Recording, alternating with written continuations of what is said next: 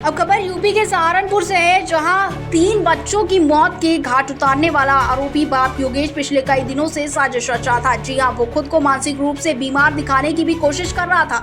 वहीं ग्रामीणों को बताया गया है कि जब सहारनपुर में किसी डॉक्टर के पास वो गया था, जब उससे डॉक्टर का नाम पूछा गया तो वो इधर उधर देखने लगा। आगे आपको बता दें कि जघन्य हत्याकांड के बाद जो बातें सामने आ रही हैं, उससे साफ लग रहा है कि आरोपी योगेश पिछले कई दिनों से साजिश रच रहा था। वहीं पुलिस ने उसके पास से एक पिस्तौल, 10 जिंदा कारतूस, 4 खोखे और एक कारतूस नाल में फंसा हुआ बरामद किया है। साथ ही आपको बता दें कि अब सवाल ये है कि योगेश के पास लाइसेंसी पिस्टल थी, लेकिन इतनी संख्या में कारतूस क्यों रखे हुए थे। बताया जा रहा है कि कुछ दिन पहले ही उसने ये कारतूस खरीदे थे।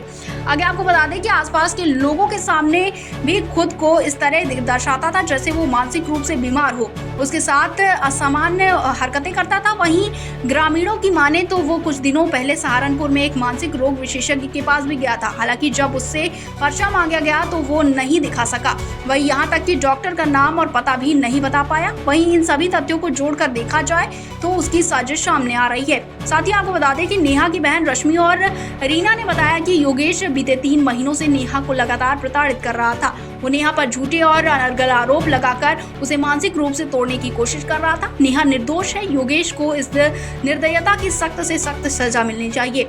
वहीं नेहा की मां बालेश ने कहा है कि योगेश को जितना जल्दी हो सके फांसी पर लटका दिया जाना चाहिए, या फिर इन बच्चों की तरह ही कहीं कनपटी पर पिस्तौल लगाकर गोली मार दी जाए। तब इसे दर्द का एहसास होगा और बच्चों की आत्मा को भी शांति मिलेगी। आगे आपको बता दें कि चंडीगढ़ पीजीआई में भर्ती नेहा की हालत गंभीर बनी हुई है। वहीं डॉक्टरों ने उसे वेंटिलेटर पर रखा है। नेहा के सिर में गोली मारी गई है। वैसे तो ऐसे में उसके सिर और का काफी हिस्सा डैमेज हुआ है। साथ ही आगे आपको बता दें कि जिस पिस्टल से योगेश रोहिला ने अपनी पत्नी नेहा, बेटी श्रद्धा, बेटे देवांश और शिवांश को गोली मारी है, उसका लाइसेंस करीब 13 साल पहले लिया गया था।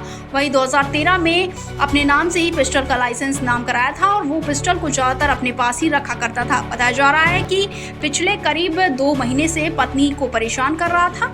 वहीं एसबीटी जिला अस्पताल की इमरजेंसी में सबसे पहले एम्बुलेंस में शिवांश पहुंचा, उसके बाद देवांश और उसकी मां नेहा को लाया गया। वहीं चिकित्सकों ने चेक किया तो देवांश और शिवांश को मृत घोषित कर दिया गया, जबकि नेहा की सांस चलती मिली।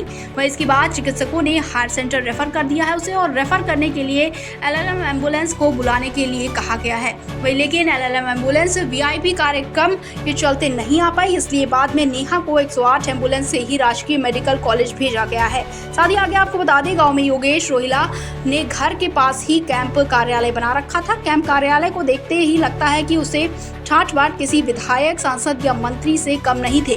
वही कार्यालय के अंदर तमाम बड़े नेताओं के फोटोग्राफ्स लगे हुए थे। उसमें बुलेट और बोलेरो गाड़ी भी लगी हुई थी। वही आपको बता दें कि उसके साथ ही गाड़ी का ड्राइवर और डायरी लेकर चलने वाला सहायक भी मौजूद रहता था। उसके पास एक लाइसेंसी रिवॉल्वर थी, उसकी पत्नी उसी साथ ही। आपको बता दें कि लाइसेंसी रिवॉल्वर की 2 मैगजीन में उसने अपनी पत्नी और बच्चों को गोलियां मारी थी। साथ ही आगे आपको बता दें कि इस हत्याकांड के बाद जहां परिवार खून के आंसू रो रहा है, वहीं ग्रामीणों के दिलों में योगेश के गिरफ्तार होने के बाद भी उसका डर बना हुआ है। आरोपी योगेश के खौफ का असर अब भी गाँव में देखा जा सकता है।